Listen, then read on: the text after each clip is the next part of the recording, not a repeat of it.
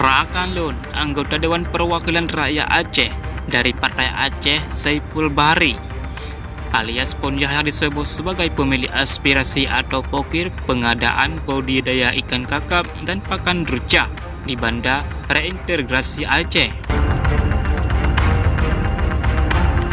Hal ini terungkap saat jaksa penuntut umum Kejaksaan Tinggi Aceh membacakan dakwaan dalam sidang perdana yang digelar di Pengadilan Tindak Pidana Korupsi Banda Aceh pada Jumat 8 November 2024. Dalam pembacaan dakwaan dengan tersangka Ketua BRA Suhendri, JPU menjelaskan bahwa aspirasi atau pokir budidaya ikan kakap dan pengadaan pakan rucah tersebut merupakan milik anggota DPRA dari fraksi Partai Aceh Saiful Bahri ataupun Yahya. Pada September 2023, terdakwa Suhendri berkoordinasi dengan saksi Zamzami dan mengarahkan bahwa pemanfaatan kegiatan sosial akan dialihkan menjadi pengadaan bibit ikan kakap dan pakan rucah milik aspirasi anggota DPRA, Saudara Saiful Bahri ataupun Yahya dari fraksi Partai Aceh DPRA, kata JPU dalam persidangan.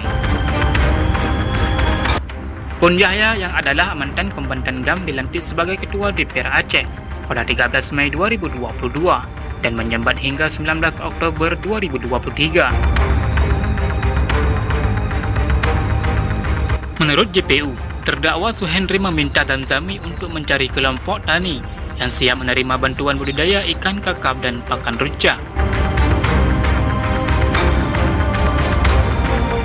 JPU mengatakan saksi Zamzami kemudian menghubungi temannya di Aceh Timur untuk memastikan kesiapan kelompok tani di wilayah tersebut sebagai penerima bantuan.